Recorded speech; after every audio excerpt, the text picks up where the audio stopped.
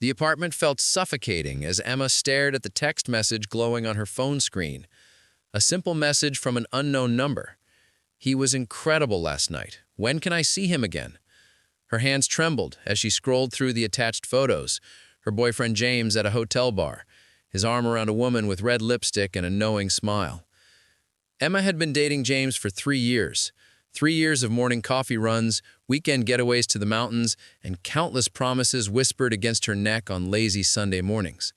3 years of believing he was different from the other men who cheated, lied, and destroyed their girlfriends' hearts.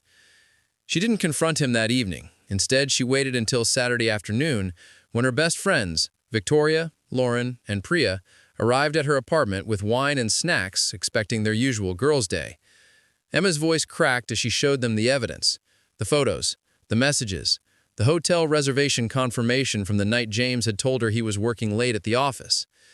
"That bastard," Victoria spat, her perfectly manicured nails digging into the armrest of the couch.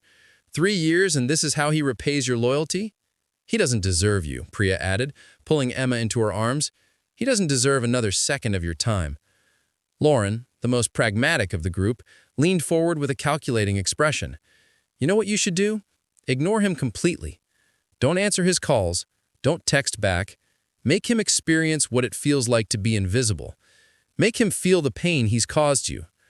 "For how long?" Emma asked, her voice barely above a whisper. 1 month, Victoria said firmly.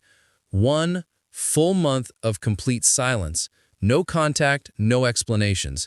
Let him suffer wondering what happened. Let him think you've moved on. That's when he'll realize what he lost. The idea took root in Emma's mind like poison ivy. She imagined James's confusion, his desperation, his anguish. She imagined him finally understanding the depth of his betrayal when he realized she had erased him from her life as completely as he had erased their relationship vows. When James came home that night, Emma was waiting in the living room, her face a careful mask of indifference. He knew something was wrong immediately. His jaw tightened as he scanned her expression. "What's going on?" he asked, approaching her cautiously. Emma stood, gathering her things. She looked at him, really looked at him, for what she thought might be the last time. His dark eyes that had once made her feel safe now seemed like windows into a stranger's soul. The familiar curve of his jaw, the way his hair fell across his forehead, the expensive cologne she had bought him for his birthday, all of it suddenly repulsed her. "I know about Jessica," she said coldly. "I know about the hotel. I know about everything." James's face went pale. His mouth opened and closed like a fish gasping for air. "Emma, I can explain." She cut him off, raising her hand. "Don't. I don't want to hear it. I'm going to stay at Victoria's for a while. And James, don't bother calling me. Don't text. Don't try to find me. I'm done." She walked out, leaving him standing alone in the apartment they had built together, surrounded by the photographs of their happier times. Day 1 of Emma's month-long silence was surprisingly easy. Her phone buzzed constantly, 17 missed calls, 32 texts, and multiple voicemails from James. She silenced it all, watching the notifications pile up like evidence of his desperation. She felt powerful, untouchable, and for the first time since seeing those photographs, she felt in control. At Victoria's apartment, the 3 friends rallied around her, reinforcing the narrative that James deserved this punishment. They deleted his number from her phone, though Emma had it memorized, blocked him on all social media, and made plans to keep her occupied. Movie nights, yoga classes, shopping sprees, anything to keep Emma from thinking about the man who had shattered her world. By day 5, James's calls had become less frequent but more frantic. His voicemails grew longer, more emotional. "Emma, please, just let me explain. I made a terrible mistake. You mean everything to me. I love you. Please call me back." Emma listened to each one, her resolve wavering slightly before hardening again. She showed the voicemails to her friends, who nodded approvingly at her strength. "He's manipulating you," Priya warned. "This is exactly what cheaters do. They cry and beg and promise the world, but nothing changes." What Emma didn't tell her friends was how she cried herself to sleep most nights, or how she had moments of weakness where she almost called him back. She didn't mention that she still wore the vintage gold bracelet he had given her on their second anniversary, or that she sometimes found herself reaching for her phone at 11 p.m. when they usually FaceTime before bed.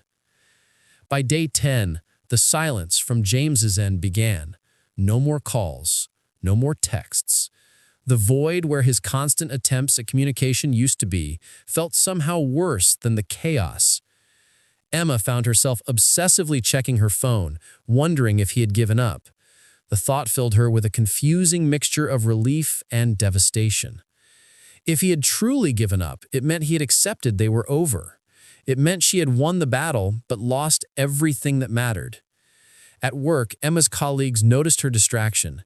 She was a graphic designer at a mid-sized marketing firm, and her usual creative energy had evaporated. Her boss pulled her aside on day 12, expressing concern about the quality of her recent projects. "Are you okay?" he asked gently. "You seem really out of it lately." "I'm fine," Emma lied, "just a little tired." That evening, when she returned to Victoria's apartment, she found her friends giggling over wine, scrolling through James's Instagram. He had posted a photo from his office outing, a casual group shot where he looked tired and hollow-eyed. The comment section was full of concern from coworkers asking if he was okay. "Good," Victoria said with satisfaction. "Let him suffer. Let him lose weight from stress. Let him become the tortured soul he deserves to be." But Emma felt something twist in her chest. This wasn't the James she knew. The James she knew was vibrant, full of laughter, always ready with a terrible joke to make her smile. Seeing him diminished, broken, stirred something dangerous inside her. Something that felt uncomfortably like regret. On day 14, exactly 2 weeks into Emma's silent treatment, something unexpected happened. She received a package at Victoria's apartment with no return address. Inside, wrapped carefully in tissue paper, was a memory book, handmade, with a leather cover and their initials embossed in gold. Emma's hands shook as she opened it. The first page contained a photo of them on their first date at the Botanical Gardens, both of them laughing at something the photographer had said.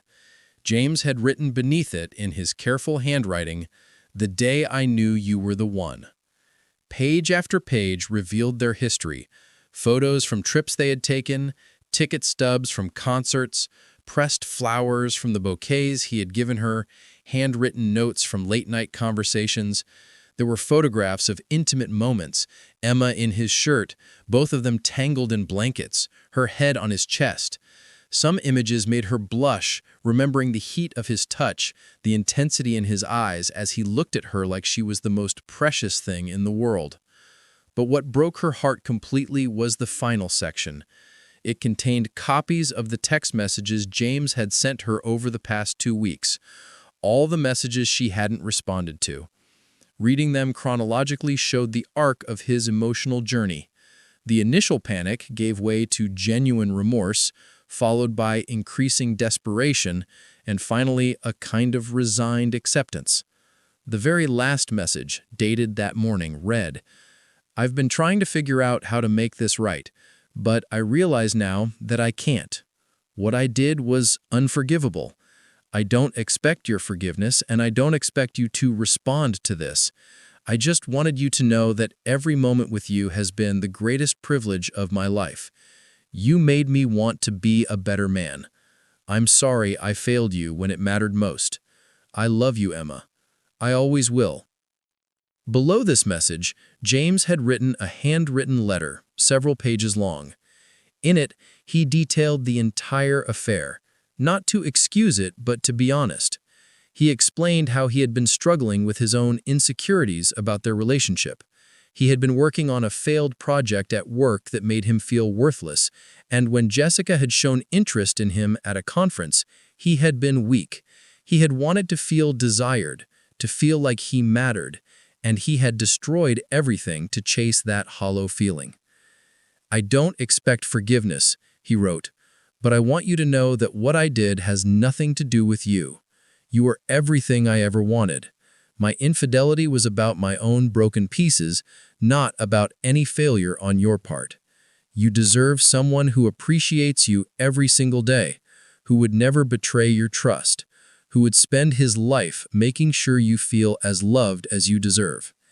If that person isn't me, I understand. But if there's even the slightest possibility that you might consider giving me another chance, I promise you, I will spend the rest of my life making it up to you." Emma dropped the letter, tears streaming down her face. She felt a profound shift inside her, a realization that hit her like a physical blow. She had been so focused on punishing James that she hadn't considered what she was also punishing: their love. Not his love specifically, which she was now convinced was genuine, but the bond they had built together, the vulnerability they had shared, the intimacy that required trust on both sides. Her friends had advised her, well-intentionally, but they had also encouraged her toward a path of destruction rather than healing. Ignoring James hadn't made her feel better, it had made her feel empty. Punishing him hadn't restored their relationship, it had pushed them toward a breaking point. Emma realized something else too. James's infidelity, while unforgivable in the moment, was also human. He had made a terrible mistake, but the fact that he was willing to be completely honest about it, to lay bare his own brokenness and insecurities, showed her something she hadn't considered: his capacity for genuine remorse and change. She looked at the memory book again, running her fingers over a photo of James and her at the beach, both of them grinning at the camera, his arm around her waist, claiming her as his. She remembered how that photo was taken, how he had pulled her close and whispered in his ear, "I can't believe I get to do this forever," before kissing her temple. That night, Emma barely slept. She held the memory book to her chest and allowed herself to feel the full weight of her love for James, the complicated, messy, real love that didn't disappear just because he had hurt her. Emma called in sick to work the next day. She ignored Victoria's confused texts asking where she was, and she put her phone on silent so she wouldn't see the likely messages from Priya and Lauren wondering about her whereabouts. Instead, she took a bath, letting the hot water ease the tension from her muscles. She stood in front of the mirror and looked at herself. Really looked at herself for the first time in 2 weeks. She looked like a woman at war with herself. Dark circles under her eyes, her skin pale and drawn, her expression guarded and hard. She thought about what James's letter had said about her deserving better. He was right. She did deserve better. She deserved a man who wouldn't cheat. But she also deserved to be honest with herself about whether she wanted to rebuild with him or whether she wanted to walk away completely. The truth was complicated. She loved him. She had never stopped loving him, not even during the darkest moments of her anger and betrayal. And love, she was learning, wasn't always simple or clean. Sometimes it was messy and broken, and required the kind of bravery that came from choosing vulnerability over self-protection. By mid-afternoon, Emma found herself standing outside the office building where James worked. She hadn't planned to go there. She had simply gotten in her car and driven, her body acting on impulses her mind hadn't fully formed yet. She stood in the lobby for 10 minutes, gathering her courage. When she finally rode the elevator to the 6th floor, her heart was pounding so hard she thought it might burst from her chest. James's coworkers looked surprised when she walked into the office. His boss stopped mid-conversation, raising an eyebrow. "Emma? I didn't know you were stopping by." Emma's eyes found James at his desk. He was staring at his computer screen, his expression absent and haunted. When he looked up and saw her, his entire body went rigid. For a moment, he didn't seem to believe she was real. "Can we talk?" Emma asked quietly. "Privately?" James stood so quickly, his chair rolled backward and crashed against the wall. Yes, of course." They ended up in a small conference room, the glass walls exposing them to the curious stares of his colleagues. She didn't care. She closed the door and turned to face him. "I got your package." James's throat tightened visibly. "I know it's not enough. I know nothing I can say or do will undo what I did. I needed you to know. I know. I read everything. The letter, the memory book, all of it. And? James asked, his voice barely above a whisper. Emma took a step closer. She could see the toll the past 2 weeks had taken on him. He looked like he had barely eaten or slept. His eyes were red-rimmed, and his usually neat appearance was disheveled, his shirt wrinkled, his jaw shadowed with stubble. And I realized something, Emma continued. I realized that I was so focused on making you hurt that I didn't stop to think about what I was hurting. Us. What we built together. James, Emma started reaching for her. Let me finish, she said, holding up her hand. What you did was wrong. What you did was a betrayal of my trust and our relationship. That doesn't go away. But I also read your letter, and I believe that you understand the gravity of what you did. I believe that you genuinely regret it. I do. God, Emma, I do. Every second of every day, I regret it. I would give anything to go back and make a different choice. I know, Emma whispered, and that's why I'm here. Not to forgive you instantly, not to pretend that this didn't happen, but to give us a chance to heal, together, if you still want that. James closed the distance between them, pulling her into his arms. He held her so tightly it was almost difficult to breathe, but Emma didn't pull away. She buried her face in his chest, inhaling the familiar scent of his cologne mixed with something that was uniquely him. I want that more than anything. I want to spend every day earning back your trust. I want to be the man you deserve. You're going to have to work for it, Emma said, pulling back to look at him. This isn't a quick fix. There's going to be therapy. There's going to be hard conversations. There's going to be moments where I doubt you all over again. I know, and I'm ready for all of it. I'm ready to do whatever it takes. He leaned down and kissed her gently, reverently, like he was afraid she might disappear if he wasn't careful. Emma kissed him back, tasting the salt of their tears, the bitterness of regret, mixed with something that tasted like hope. 3 months later, Emma and James stood in their apartment, the one she had avoided for 2 weeks, unpacking the last of her belongings from Victoria's place. The living room looked different now. They had rearranged the furniture, painted the bedroom a soft sage green, and removed all the photographs that felt tainted by betrayal, replacing them with new ones they had taken since reconciling. Emma and James had been in couples therapy for 8 weeks. Their therapist, Dr. Morrison, had been brutally honest about the road ahead. She had told them that infidelity, while devastating, was not necessarily a relationship death sentence. What mattered now was whether they were both willing to do the work to rebuild the foundation of trust that had been shattered. James had been willing. He had been more than willing. He had been desperate to prove his commitment to their relationship. He had given Emma complete access to his phone, his email, his calendar. He had cut off all contact with Jessica, his work partner, and even taken a position in a different department to avoid any possibility of temptation or contact with her. I never want to give you a reason to doubt me again, he had told her during one of their late-night conversations. I never want to feel what I felt these past months, like I was drowning in the consequences of my own choices. But the real test had come when Emma's friends forced the confrontation that was inevitable given James's redemptive actions. 2 weeks ago, Emma had invited Victoria, Lauren, and Priya to dinner at the apartment. She hadn't told them she and James had reconciled. She had simply said she wanted to see them and catch up. The surprise on their faces when James answered the door had been almost comical.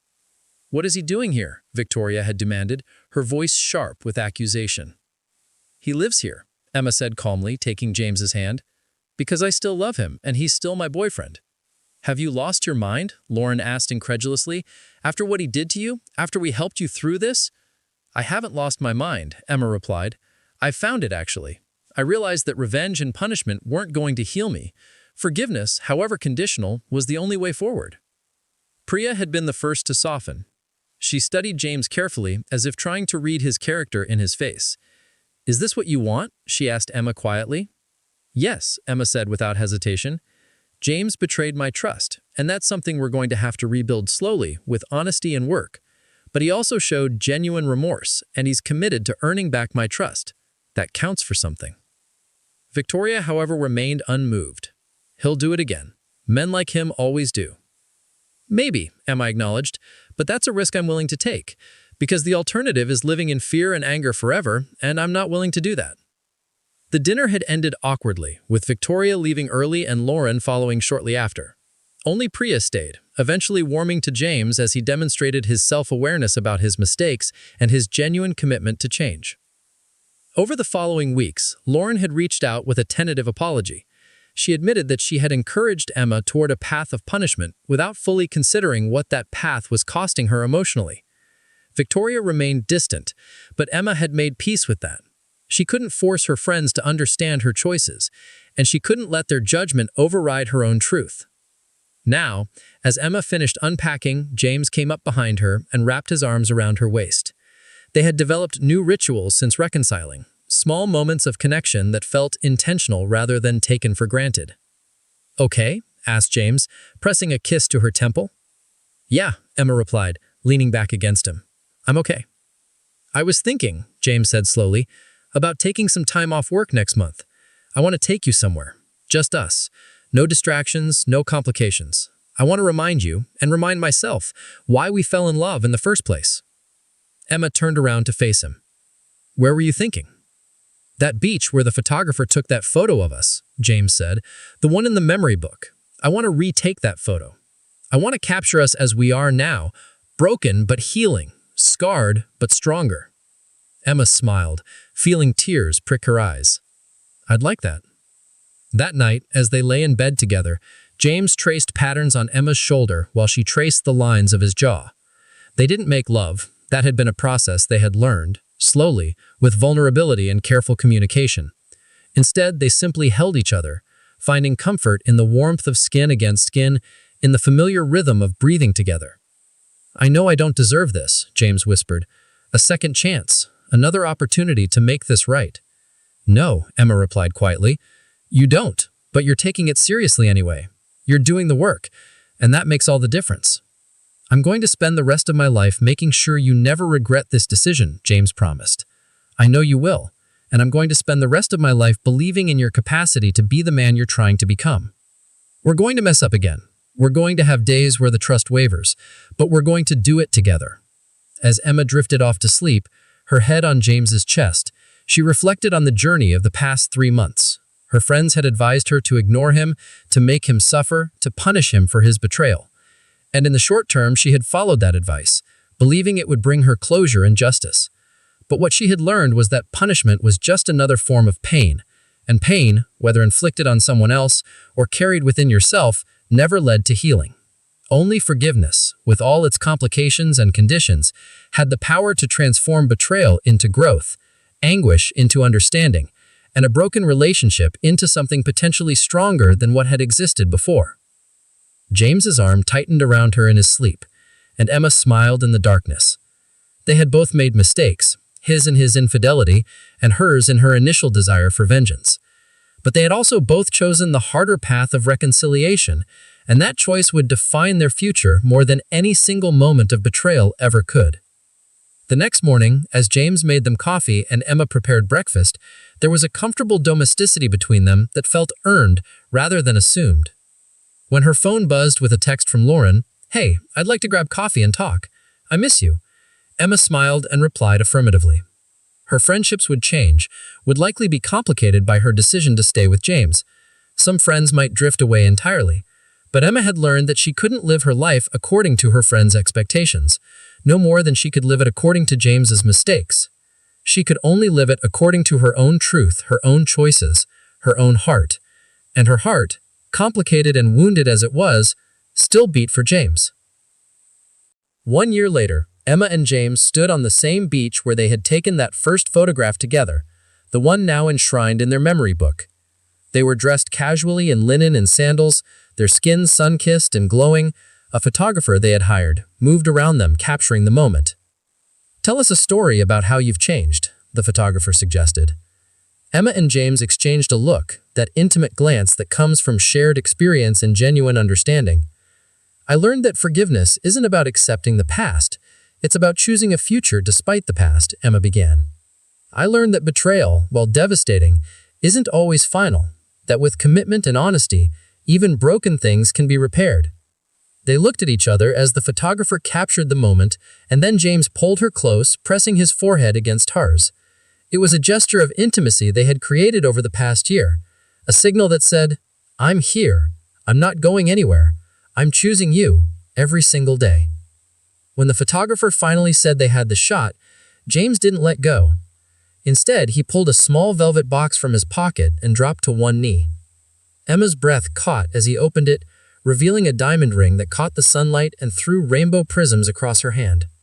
"I know I don't deserve another chance," James said, his voice thick with emotion. "But you gave me one anyway. You chose to believe in my capacity to be better. Emma, will you marry me? Will you let me spend the rest of my life proving that you made the right choice?" Through her tears, Emma said yes. As James slipped the ring onto her finger, she thought about her friends, about Victoria and Lauren and Priya. She thought about the advice they had given her to ignore him, to punish him, to make him regret his betrayal. In a way, they had been right. James had regretted his betrayal every single day. But not because of her silence, because of her voice, her honesty, her willingness to name her pain and his responsibility while still remaining open to the possibility of healing. The most powerful act, Emma had discovered, wasn't ignoring someone. It was seeing them fully, in all their brokenness and potential, and choosing love anyway.